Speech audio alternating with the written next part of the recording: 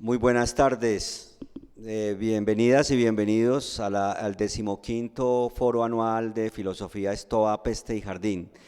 Nos disculpamos con ustedes por los retrasos, tuvimos problemas técnicos, problemas de conexión, nos demoramos bastante en eso. Espero pues que nos hayan tenido paciencia y muchas gracias por eso.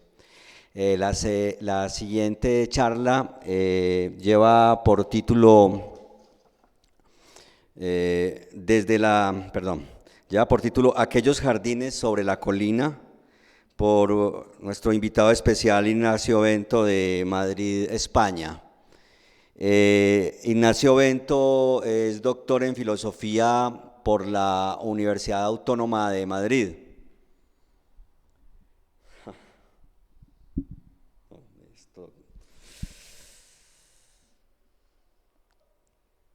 Perdón.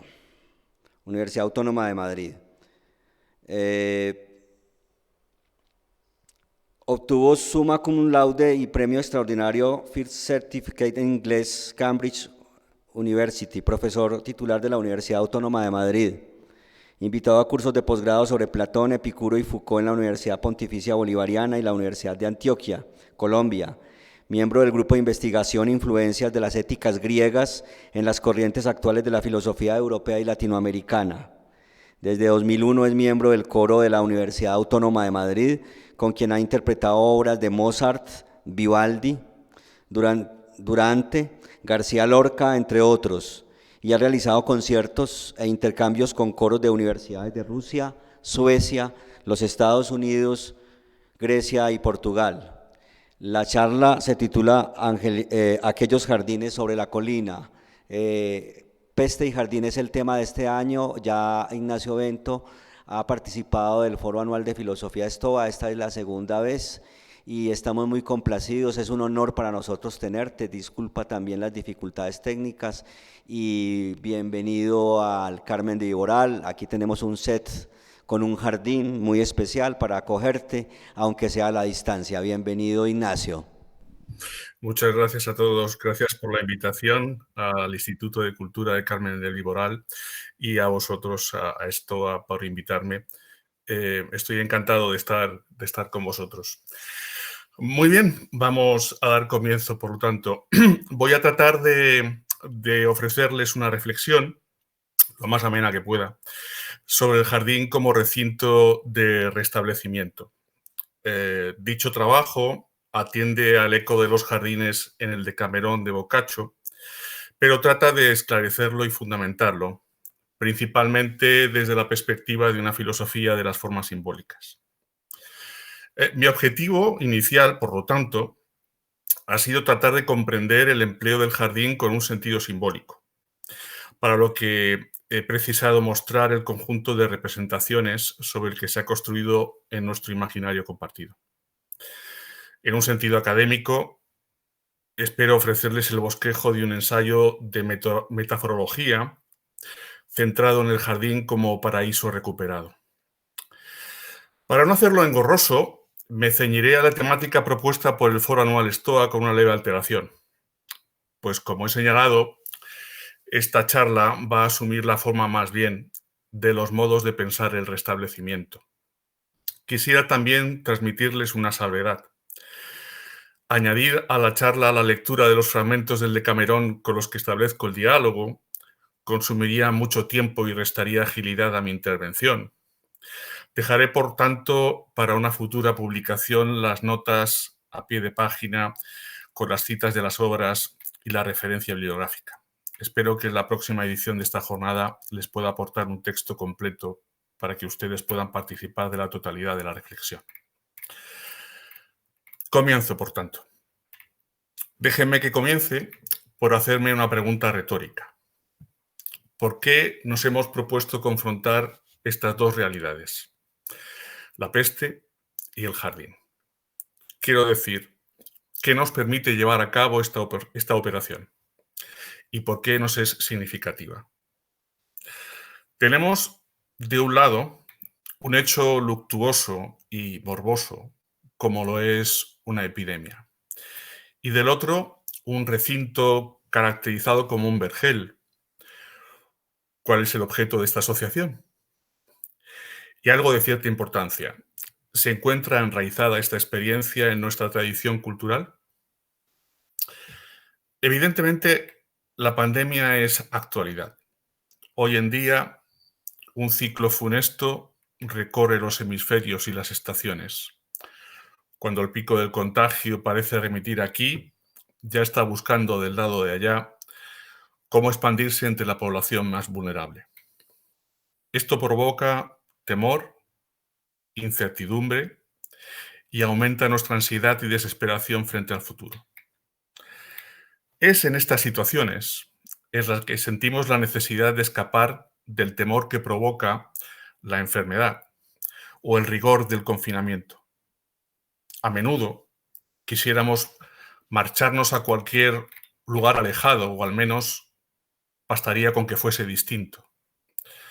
Los picos de las montañas, sus senderos, las blancas playas de aguas turquesas, las extensas dehesas y campiñas con sus suaves colinas, el ventoso Otero que se sobrepone a la foresta. Sea donde fuere, es importante que podamos hallar acogimiento en las cualidades de nuestro entorno y en la mudanza de nuestros hábitos. Pues sin duda, precisamos experimentar que no seguimos en la perpetuación de lo mismo y que alguna diferencia, por insignificante que fuera, nos permite mirar a nuestro derredor sin aprensión y en nuestro interior sin inquietud. Ello bastaría, aparentemente, para hacer crecer en nosotros la ilusoria sensación de encontrarnos en otro mundo, en otro tiempo y bajo otro destino. Pues en apariencia de eso se trata, de un lugar que nos induzca a olvidar nuestro sufrimiento y que convoque el sentimiento que nos encamine hacia más allá de la muerte. En principio, entonces, la cuestión se reduce a huir a un lugar que suponga una diferencia, que aliente una distracción, que dé curso a un restablecimiento. Este parece ser el contenido de nuestras aspiraciones. Pero inmediatamente nos apercibimos de que el problema de fondo, el verdadero problema, no es escapar, sino dar orientación a nuestra marcha. ¿Qué hacer? ¿Cómo vivir? Pues somos animales a los que no les basta con sobrevivir. En cuyo caso, debemos considerar los criterios que nos han de orientar a la hora de decidir el curso de nuestra acción. ¿Cómo valoramos lo que es necesario? ¿O cómo decidimos qué es lo que nos perjudica o beneficia en una situación así? No es suficiente con preservar la existencia. Necesitamos dar sentido a nuestra forma de existir. Pero en la mayoría de los casos ignoramos hacia dónde nos arrastra nuestra propia naturaleza. Unos hay que van a la busca de experiencias que alimenten su espíritu. Otros que les ofrezca coraje frente a los embates de la fortuna. Aquellos solo pretenden compartir un entorno cordial, mientras los hay que solo buscan estímulos para sus sentidos y satisfacción para sus deseos. Somos muchos, somos distintos, con diversas aspiraciones, influencias y necesidades. Incluso, más allá de una consideración individual, podemos encontrar preferible asumir una creencia de nuestro entorno, alguna convicción o perseguir algún anhelo, un anhelo ideal que desde el momento en el que se nos haga presente nos haga sentir que nuestra vida está vinculada a un relato humanamente preferible, en el que asumimos una decisión superior. Este parece ser el caso en los que estaríamos en disposición de confiarnos, ya que nos hacen partícipes de la idea de una vida mejor.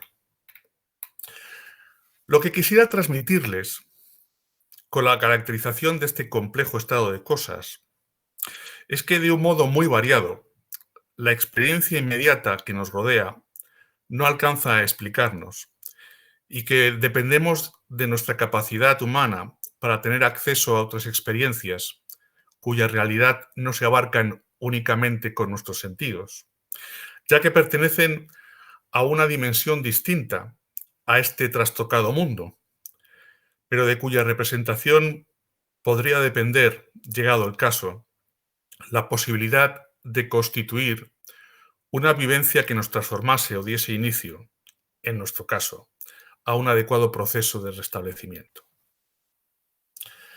Haciendo acopio de lo que acabamos de considerar, les propongo tomar en reflexión el caso en el que, huyendo de la hórrida experiencia que nos rodea, decidamos atender al reclamo de la imaginación y considerar trasladarnos, ya que no nos es posible con la pesada carga de nuestro cuerpo, sí al menos con la ideación y con la ideal recreación que nos propone la obra de arte y atender al camino que traza la literatura desde el centro de la urbe hacia aquellos jardines sobre la colina.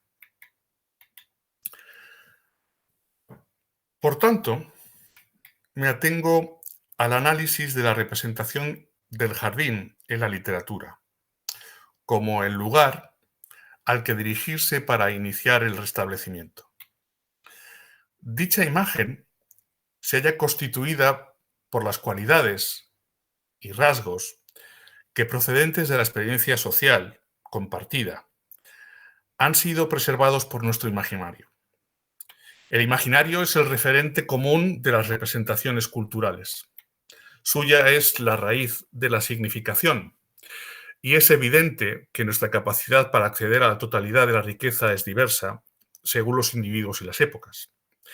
Pero supuesto un rango suficiente de extensión cultural compartida, será a través de esas cualidades que construyamos en nosotros la representación del jardín, junto a la posibilidad de asociarle una vida más plena y distinta.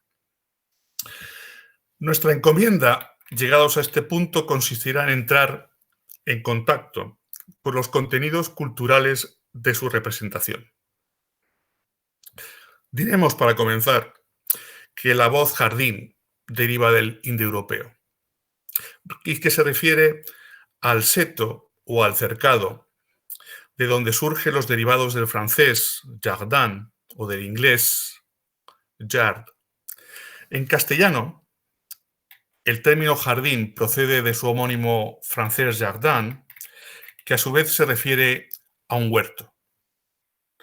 En la cultura mediterránea, el término para huerto o vergel procede del griego paradeisos, palabra que tuvo su origen en la Persia aqueménide, ya que en persa, pairi tedaetza, en avéstico, refiere a un espacio cerrado, un cercado, el cual, según nos relata Jenofonte en sus obras, demarca un lugar cerrado en su perímetro y diseñado para esparcimiento de prácticas hortícolas y cinegéticas, actividades realizadas tanto por el rey como por los nobles y la corte. Pero aún no sabemos nada acerca de lo que dio origen a este tipo de recintos poblados de árboles frutales, vides, hortalizas y plantas aromáticas y en flor. ¿Por qué la civilización humana comenzó a crear vergeles, huertos y jardines? Aquí se bifurcan nuestras opciones para poder representarnos las motivaciones ancestrales en la edificación del huerto y el jardín. Por un lado, desde la perspectiva de la antropología historicista y decimonónica, se refiere al huerto como la expresión de un pensamiento mágico mimético, es decir, como una construcción que prolongase en un recinto los testimoniales y efímeros jardines de Adonis, del culto anatolio libanés, que acompañarían a la renovación de la naturaleza a fin de conjurar y propiciar el ciclo vital de las estaciones. En este contexto, la imitación de la naturaleza como fuente de todas las cosas daría paso a la horticultura como una técnica que se apropiaría de los productos de la naturaleza para su propio beneficio, pero que en contraprestación debería ser propiciada con las primicias de cada cosecha. En la Odisea encontramos como ejemplo algunas descripciones admirativas de parques y huertos, mientras que en algunos versos de la Ilíada del canto noveno hallamos los vestigios de los rituales del culto de Ártemis y las consecuencias de su infracción. Desde otra perspectiva, sobre los orígenes del vergel en las culturas, hemos de hacer mención de un abordaje más materialista, en el que el huerto o el jardín se fue constituyendo como el recinto para la domesticación de la naturaleza misma. De hecho, podemos confiar en la perspicaz mirada de Jenofonte o de Marco Polo, como viajeros por las rutas de las caravanas, que reseñaban en sus libros de viajes, en aquellas poblaciones que habitaban en las lindes de los desiertos y las cordilleras, en los oasis y en los palmerales, que destacaban por sus productos y edificaciones y sobre todo por sus huertos y jardines. En la historia de los pueblos nativos americanos también se pueden describir estas distintas fases del proceso. En el estudio de sus civilizaciones hallamos el cultivo de las plantas a las que se desilvestra, se domestican y explotan en los márgenes del bohío o en bancales y chinampas. Este fue un proceso que en Eurasia llevaría más de 3000 años, comenzando por su cultivo mediante esquejes, evitando así depender inicialmente de la germinación de las semillas, como fue el caso del olivo, la uva, la higuera, el pistacho, que están entre los árboles frutales domesticados de mayor antigüedad. La domesticación de los árboles frutales se intensificaría en Asia y en Eurasia al generalizarse el conocimiento de que realizando injertos y controlando la polinización, los árboles podían modificar las cualidades de sus frutos, como ocurrió con el caso de los cítricos. Estos aspectos que he consignado no tienen otro propósito sino ayudarnos a comprender las fuentes de nuestras experiencias, desde la que aportamos contenidos a nuestro imaginario colectivo, en la medida y con la extensión con la que los compartamos. Hemos de ser conscientes, por lo tanto, de que la experiencia social a lo largo de la historia de las sociedades es la base sobre la que se crean las referencias culturales que construyen nuestras representaciones. Este es el camino que vamos a ir reconociendo. Vayamos un paso más allá. Con todo, esta información que les he compartido tiene por objeto proyectar los contenidos de nuestra experiencia de un vergel, ya convertido en huerto y jardín, para enriquecer nuestra comprensión de los contenidos que fueron destilándose en nuestro imaginario desde aquellas experiencias sociales, ya que los contenidos culturales que se dieron en el interior de sus cultos, rituales y mitos han enriquecido nuestra referencia a la significación y sobre él se han asentado las representaciones humanas a las que estamos haciendo referencia, aportando contenidos sobre los que hayamos construido algunos comportamientos.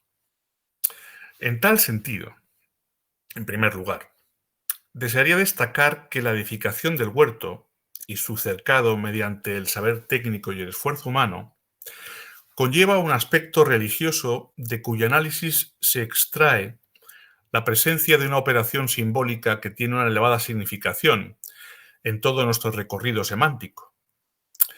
Me refiero a la experiencia de la separación entre la naturaleza sagrada y el espacio domesticado por el hombre.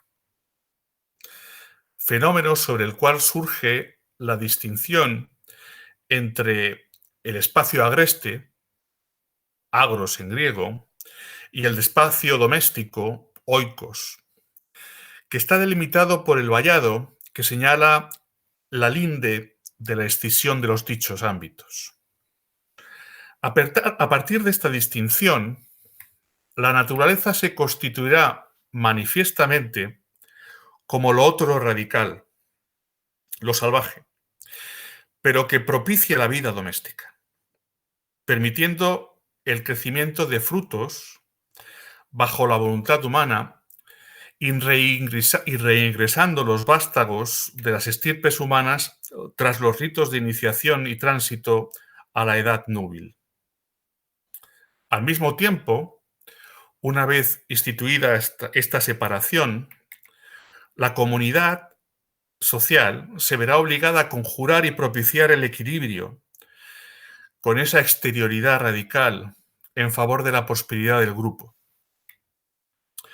Un segundo aspecto, tras esta separación simbólica de lo salvaje y lo doméstico, que quisiera reseñar y que se vincula con nuestra presencia en el jardín como huerto deleitoso y propicio, es la experiencia de un estado ideal de amparo.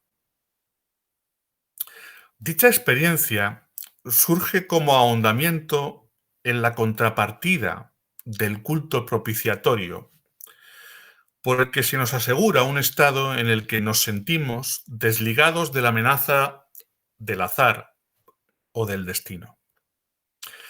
En la tradición religiosa, dicho amparo se da en el marco de una alianza de culto, una alianza del tipo do ut des, por el cual, mientras el grupo mantenga las condiciones de veneración de la divinidad, ella proveerá y cuidará del grupo. Este es el sentido que toma en la tradición hebrea la relación existente entre Yahvé y Adán en el huerto de Edén.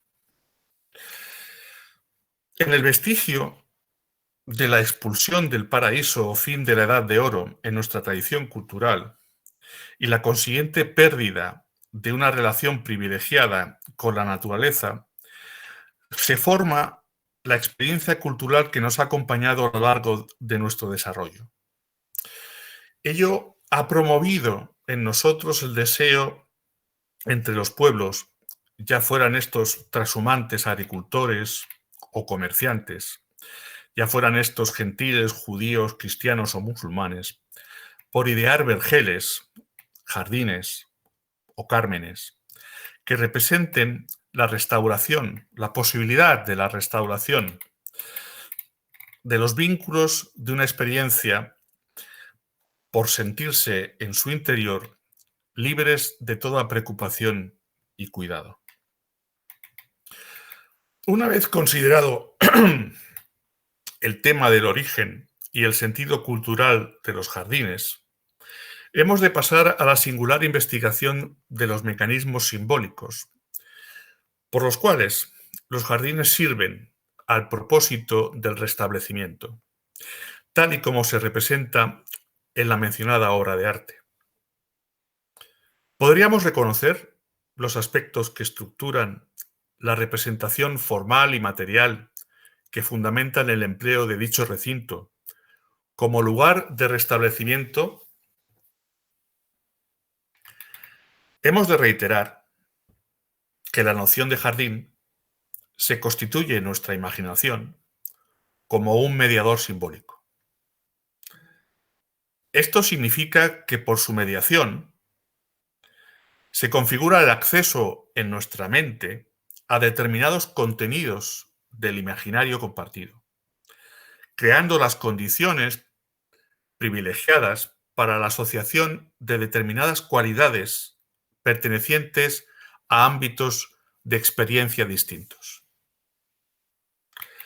Gracias a esta operación, podemos llevar a cabo la transferencia de contenidos y experiencias entre aquellos ámbitos que han sido puestos en relación metafórica. Creo que esto lo entenderemos mejor si consideramos que gracias a la imagen del jardín, que se recrea en la obra de arte, se nos posibilita la relación metafórica entre la naturaleza como lo otro, radical exterior, con la personalidad o el carácter, como la propia naturaleza. Es decir, a partir de que experimentemos en la imaginación tal asociación, esas dos naturalezas podrán verse vinculadas en una relación singular. Por ejemplo, la naturaleza exterior puede ser expresión de los sentimientos de un sujeto. En consecuencia, el artista puede modular la representación del jardín y, conforme las cualidades que se asocien, posibilitar una experiencia de la naturaleza exterior como condición del estado de nuestra propia naturaleza. Si consideramos este proceso, nos es dado entender el modo como el jardín se presta a servir de umbral, de marco o incluso de promotor de la salud. Pues, al igual que la naturaleza se expresa como un todo en su primor, como jardín gracias al arte y a la técnica y el esfuerzo humano, de igual modo, la naturaleza humana se entiende que debe mejorar con el concurso de las pautas que den cauce a la vida, cuando ésta se pueda sentir perturbada por las experiencias que en ella hayan podido dejar el temor a la muerte, el decaimiento de la virtud y la corrupción de las normas sociales. De este modo, una cierta representación del jardín construye no ya una mirada romántica paisajística, sino la valoración de una acción especular y mimética, que orqueste en los elementos del jardín la invitación a un cultivo del alma. Dicho fenómeno no es extraño a nuestra cultura y han existido claras referencias, desde la tradición más antigua, como el Económico de Jenofonte, el Fedro de Platón o las Tusculanas de Cicerón, en las que se menciona el cultivo del alma en referencia al modo como una experiencia de orden, funcional y armónica puede servir para dejar la impronta de los principios ideales que ahormen al alma y la orienten hacia, primeramente, la recuperación de la salud y, finalmente, hacia la plenitud moral. Bajo esta disposición de la representación del jardín, la naturaleza puede adquirir una expresión de armonía, cuyo impacto sensible puede ser usado para representar la honda repercusión de la belleza, o en el orden de la expresión de su bondad, aportar una singular experiencia de una vida que aspira a la plenitud. Las posibilidades expresivas que se abren son evidentes. ¿Acaso no es posible valorar de este modo el juego especulativo entre la experiencia ideal de la belleza misma y la de todo objeto bello? ¿O considerar bajo este prisma el hiato entre el cuerpo y el alma según el modo en que se ven afectados por las cualidades sensibles del entorno que les rodea? Al modo como estas experiencias dan rienda suelta a nuestros afectos. Veamos, de este modo, multiplicarse las referencias y los significados presentes en la excelencia simbólica que atesora el jardín, puesto que puede orientarse hacia la representación de otros rasgos sensibles, como los olores y los colores, los sonidos, que enriquecen las referencias literarias al deleite que se recibe, por ejemplo, al pasear por sus veredas. De esta forma, la obra de arte nos ayuda a tomar conciencia de la singular forma en la que somos entes sensibles y también dúctiles, capaces de plasticidad y de aprendizaje. Otro tanto sucede cuando lo que quiere abordarse son los afectos, puesto que aquello que nos impulsa o conmueve también tiene su reflejo en el jardín, cuando éste adopta la representación de un entorno de seducción. El simbolismo del jardín no es solo el espejo para el alma, sino que también representa en la obra de arte una función autorreferencial. Cuando vemos trazada en el Jardín de las Delicias la asociación entre el deseo con la elocuencia y el ingenio, la asociación entre el deseo que precisa la seducción, puede constatarse diferentes variables de la incursión en el jardín de amor, como en el Román de Lagos de Guillaume de Logis, antecedente cortesano de la variante toscana del trato honesto. En ambos casos, la narración misma resulta ser la sublimación estética del acto amoroso. En el Decamerón, el placer de la escucha de los cuentos eróticos se convertirá en una especie de sustitución del éxtasis erótico y, por lo tanto, un medio para la práctica de la autodisciplina y del comedimiento. En otras palabras, el jardín se convierte en un laboratorio sentimental que hace de los relatos su herramienta. Un espacio utópico donde los narradores pueden experimentar casi en un estado de animación suspendida, con todas las expresiones y cuestiones morales que les suscita la comedia humana. En este punto nos damos cuenta de que la relación con el jardín debe ser concebida como una experiencia compleja, semejante al ingreso en un crisol en el que la naturaleza se manifestase como una fuerza impulsora del cambio.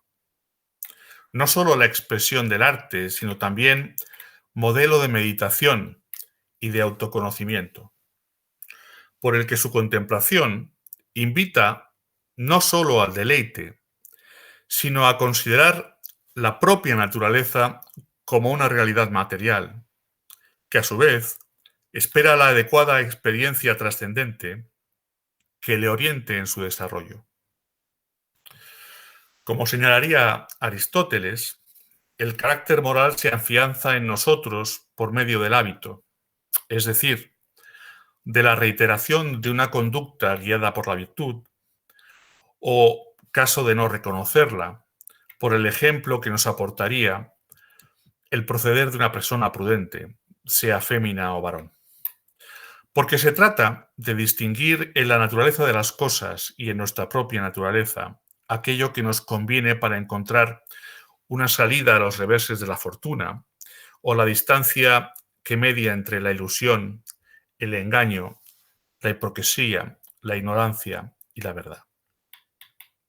Justamente, complementando el sentido material de la experiencia de la naturaleza, debemos ubicarnos en su sentido también trascendente, para continuar ampliando esta base sobre la que se construye el proceso de recuperación.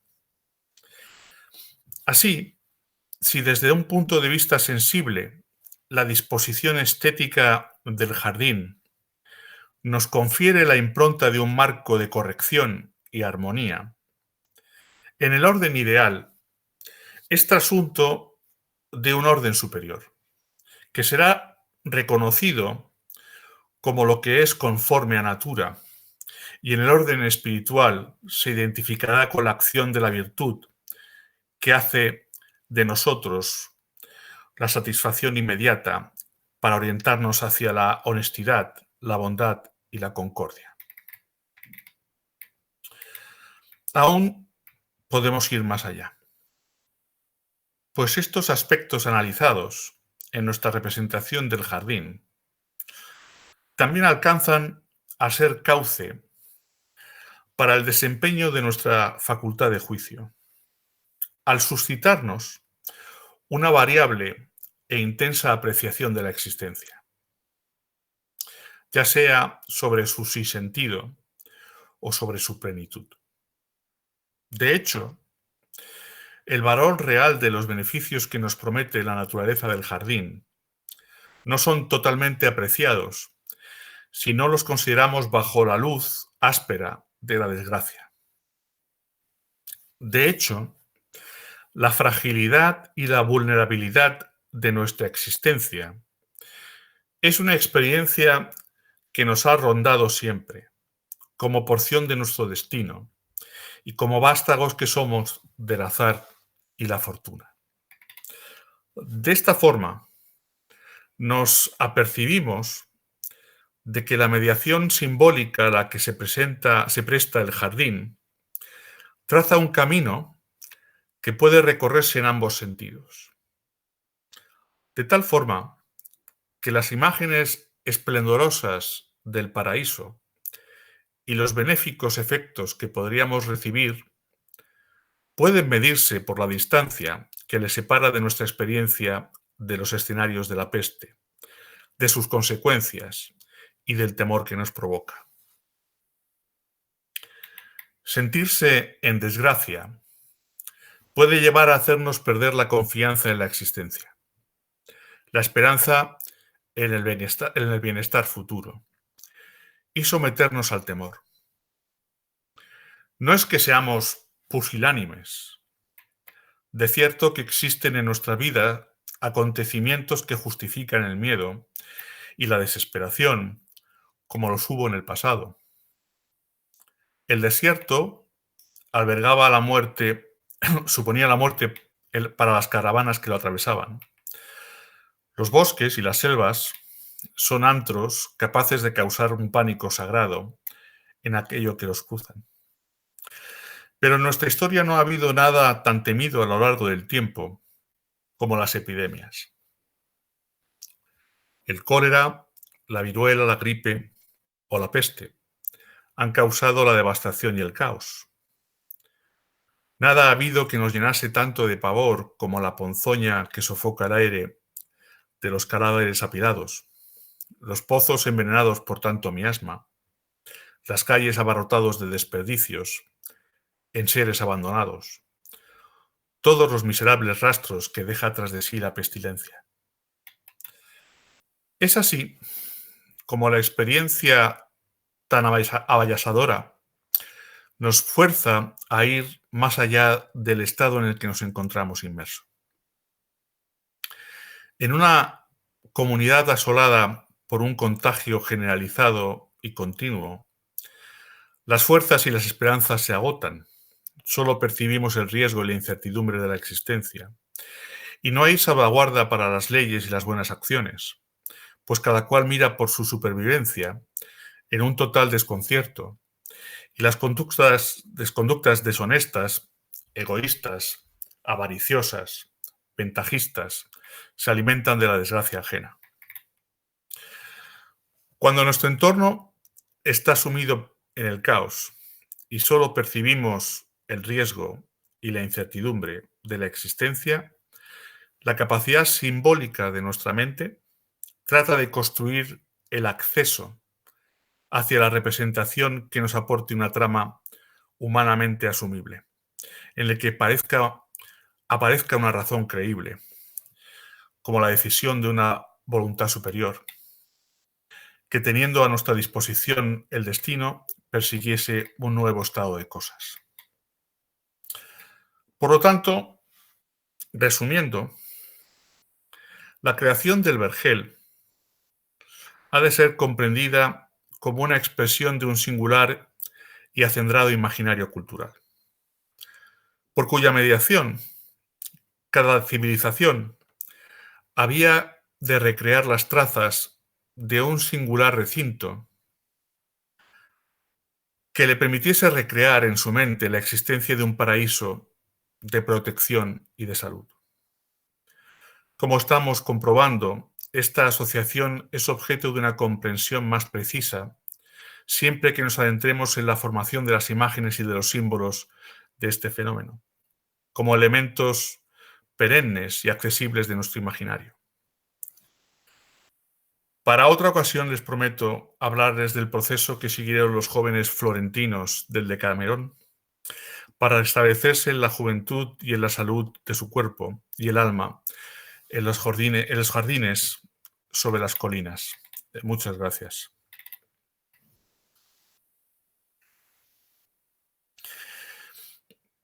Y ahora, si quieren, podemos dar paso, si es posible, a alguna pregunta, si hay tiempo para ello.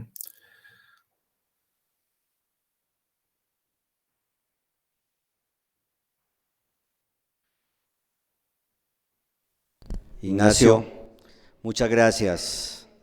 Muchas gracias por tu conferencia casi cantada o casi poseída por el éxtasis o por la melodía de las cigarras. Sí, ayer hablábamos de que había dos modos de la palabra.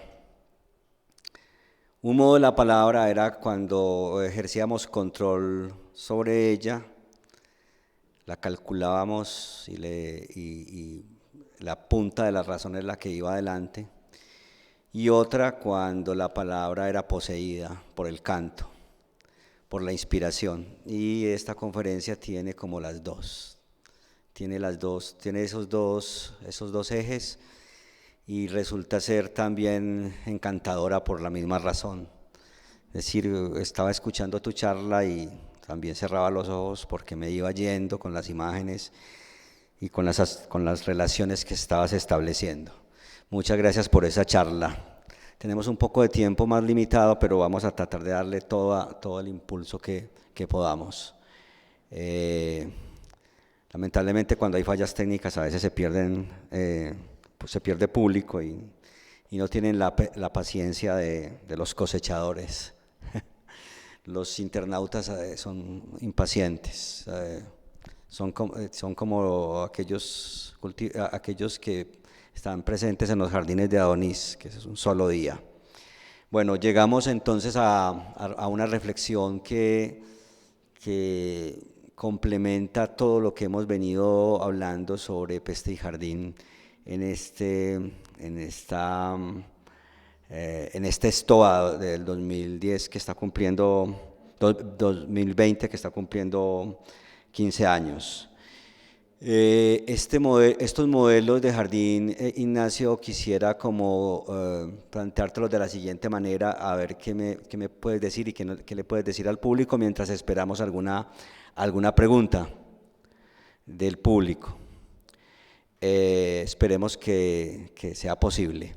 Lo primero que quería plantearte es que hay algo que está en la mente humana como inscrito, ¿sí? Y hablabas del imaginario, es decir, hemos creado en ese proceso que va de esa naturaleza agreste a esa naturaleza cultivada, esa naturaleza agreste que incluye la fortuna, el azar, el riesgo y el peligro y lo salvaje, a esa modelización y pacificación de esa misma naturaleza en la construcción física de los jardines, porque es muy particular que algo que está en la imagen humana, en la mente humana, tenga una experiencia física, es decir, que se construyan con la materia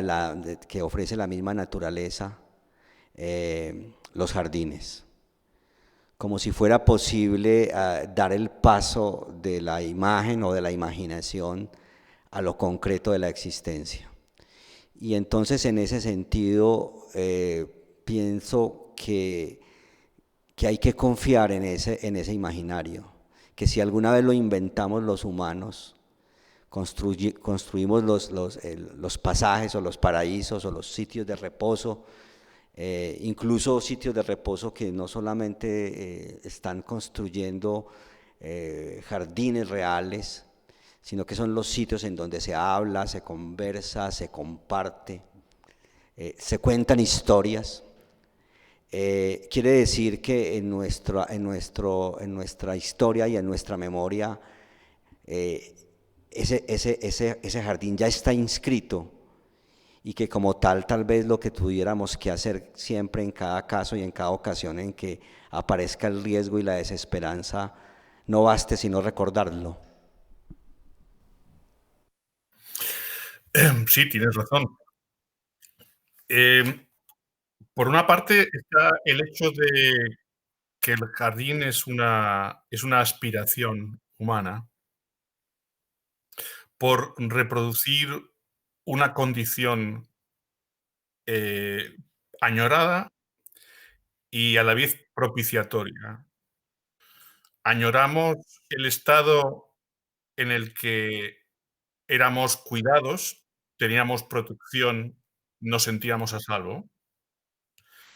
Y por otra parte, gracias a la técnica, edificamos, y al arte, edificamos un entorno que nos provoca una afectación sensible. De modo que nos dejamos impregnar por la belleza, la armonía y las cualidades sensibles del jardín, que favorecen las conductas más ordenadas. ¿Es suficiente hoy en día acceder a ese entorno para dar paso a la salud y dar paso a un estado distinto? Sí, somos seres sensibles y tenemos en nuestra mente y nuestra capacidad de sensibilidad esa recepción. Pero también ahora mismo nos sentimos, digamos que, alterados por una cultura nueva que más tiende hacia lo virtual y lo artificial, o lo artificioso, y que nos desgarra de nuestra relación con la naturaleza y con nuestra relación con nuestro entorno, generando y promocionando paraísos artificiales de representación virtual. Eh,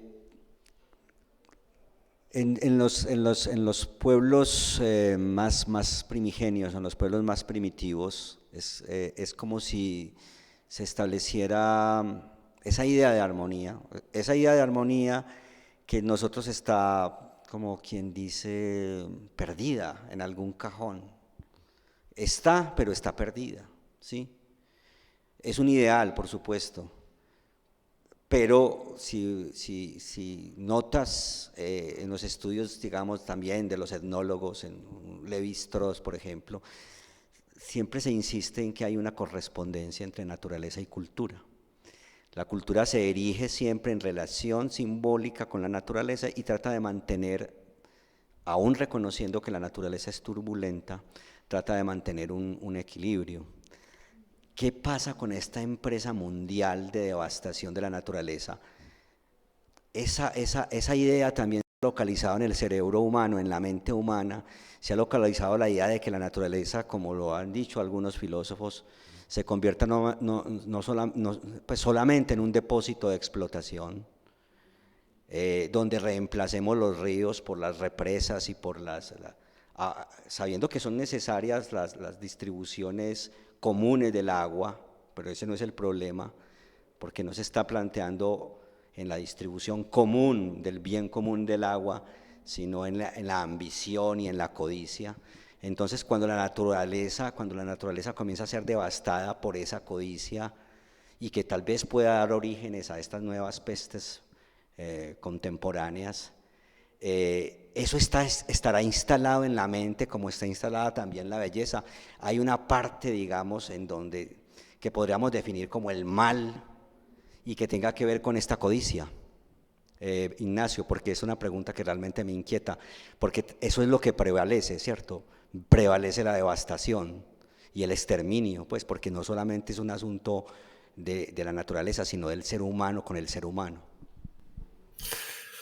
Fíjate, ahora mismo está introduciéndose con bastante fuerza en la actualidad la idea de que hay cosas que perdemos también con la modernidad, ¿no? Con la dirección que está tomando la civilización, ¿no?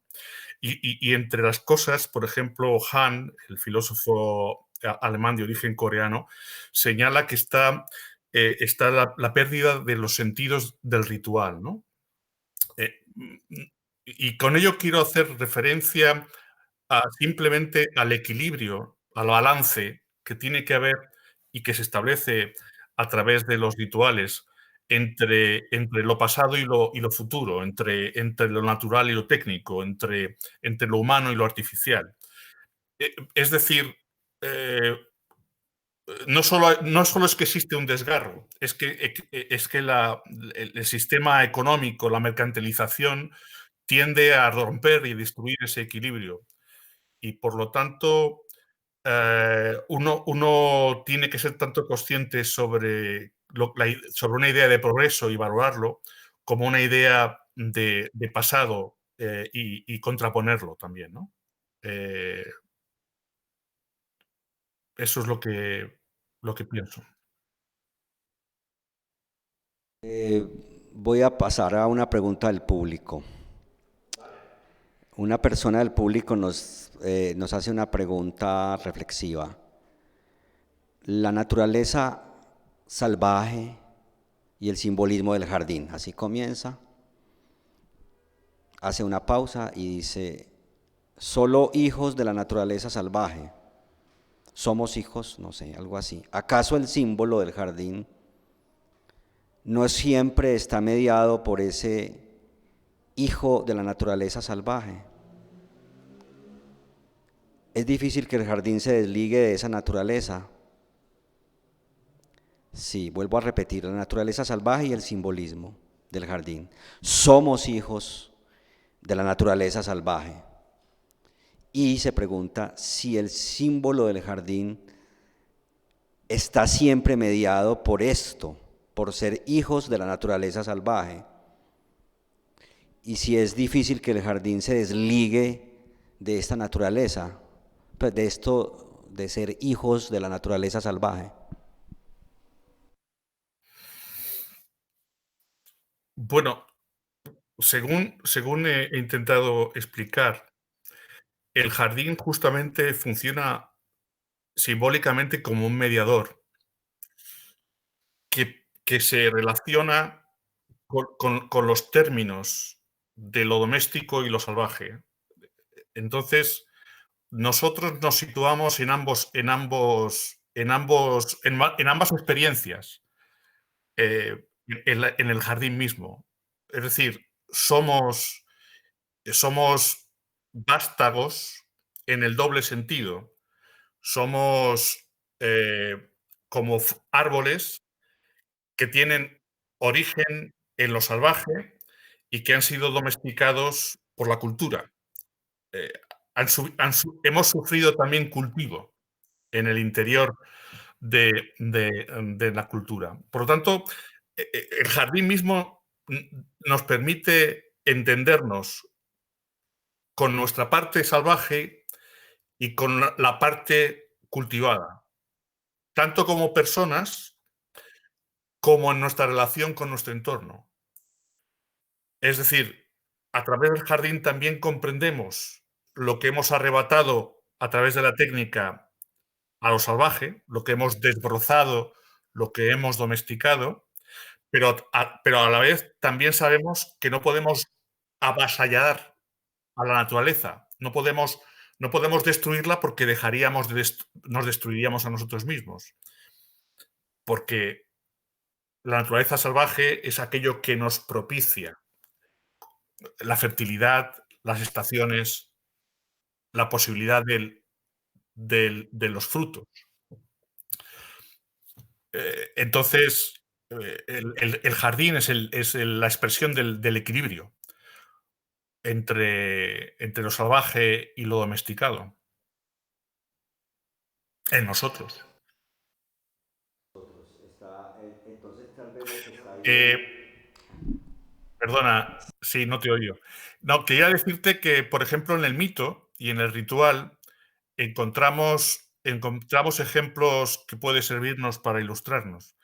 Eh, el mito griego de Meleagro y el jabalí de Calidón nos muestra que el hijo es tanto vástago salvaje, inserto en la familia, tanto como el fruto, la vid, es una planta de origen salvaje introducida en el huerto y el jardín. Y que hay que respetar ese equilibrio. Si no se respeta, se produce el caos y la destrucción. Meleagro eh, estaba su vida identificada o vinculada a un trozo de vid, a un palo de vid, a un retoño que conservaba su madre, y que cuando Meleagro mata al hermano de su madre en el mito de la caza del jabalí de Calidón, la madre quema ese trozo, ese esqueje de vid y acaba con la muerte de su hijo. Es decir, el mito nos narra la vinculación entre la experiencia salvaje y la experiencia humana, cultural. Y bueno, entonces estás hablando de integración y creo que de lo que no se trata es de eliminar esa la naturaleza salvaje, sino de integrarla, de ponerla a jugar también con la naturaleza domesticada. Yo recuerdo a un filósofo, creo que es Bátimo, que cuando habla de Dioniso dice que pues de alguna manera la domesticación de la vid implicó pues un largo proceso cultural y un largo proceso cultural en la cual su fruto pues fue el teatro, por ejemplo. Y el teatro fue ese recinto que también se construye con una con una técnica y con una contención para recibir esa naturaleza salvaje. Otros filósofos pues han mencionado esa naturaleza salvaje como dionisiaca y se han planteado también que es necesaria una recepción de esa naturaleza salvaje de manera apolínea, no confiando totalmente en la idea de que esa naturaleza apolínea sea absolutamente armónica, porque también Apolo es el dios que hiere de lejos y que golpea. Y vos decías algo que me pareció muy importante, y es que no solamente el jardín es el estado de plenitud o el estado para los sentidos, sino también para una confrontación que es muy fuerte, que es, así lo llamabas, la luz de la áspera de la verdad. Es decir, esa aspereza también es necesaria en el jardín. Bueno, conviven, aparece, se siente por contraste la experiencia, o sea, la metáfora significa creo un camino que pone en comunicación ámbitos distintos y entonces se hacen presente en mí, en mi experiencia, en mi sensibilidad. Y entonces no es lo positivo exclusivamente una cualidad sin la presencia de lo negativo. No es la vida una exaltación sin el olvido de la muerte.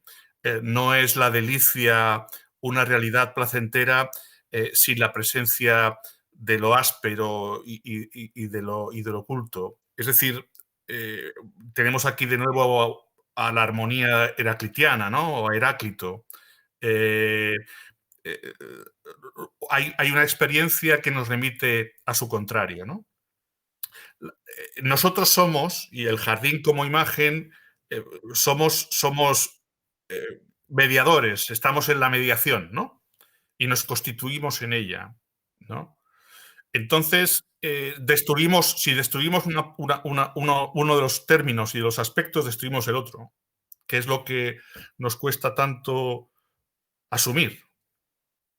El hecho de que estamos constituidos tanto físicamente, materialmente, como en nuestras creencias y en nuestra imaginación, por una suerte de balances y de equilibrios, de armonías, de contrarios, ¿no? La riqueza es comprender cómo todas las cosas se constituyen a través de todas las cosas.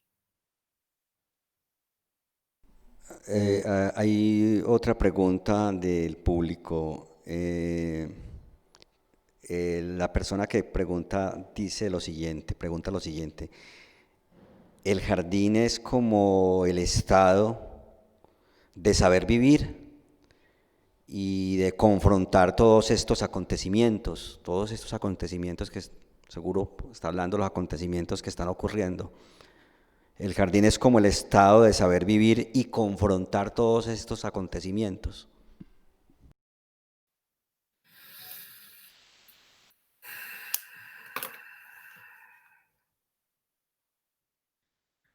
Es muy sugerente lo que aquí se abre, ¿no?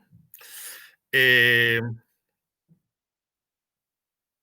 Evidentemente, si nos referimos al jardín de Epicuro, eh, el jardín es el espacio, el ámbito en el que se da lugar a unas relaciones, en el que saber vivir es una experiencia esencial, ¿no?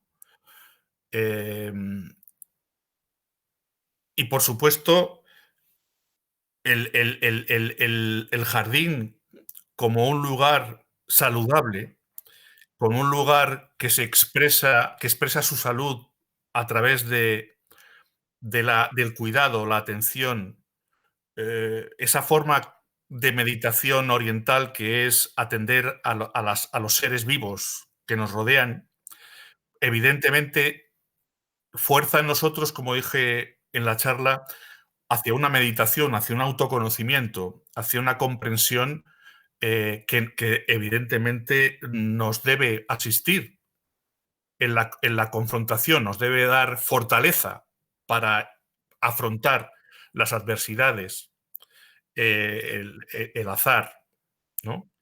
Eh, por dar un ejemplo y remitirnos al Decamerón, los personajes del Decamerón en el interior del jardín, de los dos jardines en los que van pasando los días, llevan a cabo no solo cuentos y relatos, sino que llevan a cabo también una confrontación con los sentimientos, con los deseos, con los pensamientos, que les rehabilita y les restituye hacia un equilibrio que ellos llaman un pensamiento de concordia, hacia una fraternidad, am, hacia una capacidad para soportar y capacidad para asumir, la experiencia terrible que han vivido en la peste florentina y a la vez también la salud suficiente para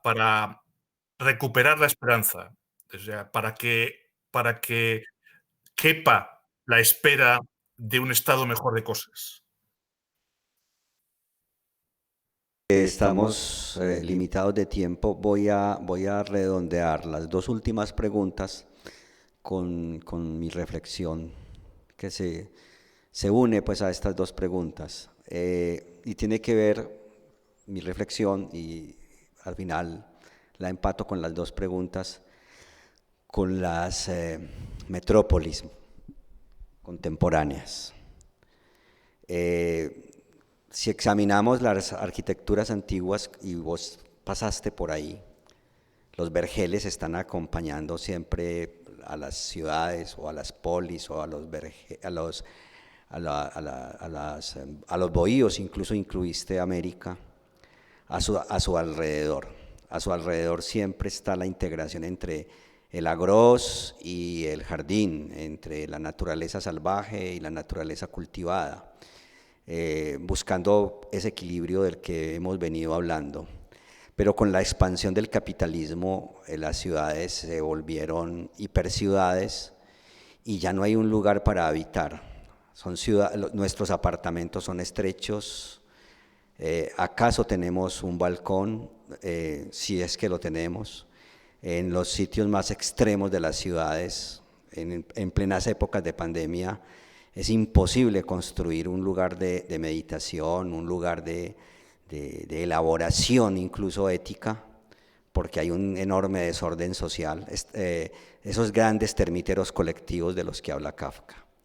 Entonces esas grandes metrópolis pues no nos permiten espacios, ni siquiera para respirar. Y van desapareciendo los parques y van desapareciendo los lugares de los encuentros. Nuestros espacios personales, dice la persona, no están preparados para afrontar el confinamiento que provoca esta peste actual. Y igualmente la otra pregunta, ¿cómo sembrar la esperanza en nuestras almas cuando el confinamiento parece prolongarse a medida que la vida del virus hace lo propio? Bien, muchas gracias en primer lugar a todas las preguntas y a la atención vuestra. Tengo que decir que, claro, el capitalismo se alimenta de nuestro sufrimiento. Es decir, la calidad de vida es considerada por el capitalismo como una promoción de la ambición y no como un derecho. De tal manera que nuestras ciudades se rigen por el beneficio, por la acumulación de beneficio, y se rige por eh, la privación de la calidad de vida que solo con sufrimiento, sacrificio económico puede conseguirse dentro del capitalismo. En ese sentido, no vamos a conseguir nunca aquello que nos reclamemos, luchemos y conquistemos, ¿no? Porque nada se nos va a conceder dentro de una sociedad de consumo como esta. La ciudad de esta ciudad no alberga, sino crea promociones inmobiliarias con jardines y con parques, ¿no? Que vende y que compra el ser humano, ¿no? A costa de su sacrificio. La otra cuestión es importante y yo me la he planteado. En la situación actual del virus y del contagio, eh, ¿qué opción parecida a la del Decamerón? ¿Qué opción de huida a un entorno que promueva la resiliencia, el restablecimiento y la calidad de vida nos queda en nuestra cultura, ¿no? Porque no debemos olvidar que el jardín, tal y como se nos plantea, es un jardín ideal. Entonces, yo me respondo que existe un pensamiento que nos llama hacia las formas de convivencia más cercanas a nosotros, las formas de habitar y de cuidar el entorno más próximo a nosotros, en el que de alguna forma se restituye la relación con la naturaleza, eh, la vuelta al pueblo, la vuelta al huerto, la vuelta a la producción una producción de subsistencia, eh, el cuidado por unas relaciones cara a cara, unas relaciones de vecindad. Eh, yo creo que no es un sueño utópico pensar que el progreso no está en una visión tecnológica futura, sino que el progreso está también en asumir que somos seres limitados, y que no hay lugar a un posthumanismo si no es cibernético, y que nuestros límites físicos son límites animales. Bueno, Ignacio, te agradezco mucho. Ayer se concluía con la charla sobre Aristóteles, que tendría que haber una ética de dar de comer, una ética del bien común, pero una estética de hacer una ofrenda a la belleza. Entonces, que sea esta una ofrenda a la belleza, porque bien, esa no se nos va a escapar de todas maneras, ni el capitalismo la va a matar, ni la va a destruir, ni la capacidad de contar y de narrar como lo hace el de Cameron. Entonces, nos has contado una gran fábula filosófica de la cual me he maravillado, y te agradezco mucho y te mando un abrazo de verdad. También con todo corazón, y os deseo toda la restitución y toda la salud del mundo, que vendrán otros tiempos y serán mejores. Muchas gracias, Ignacio.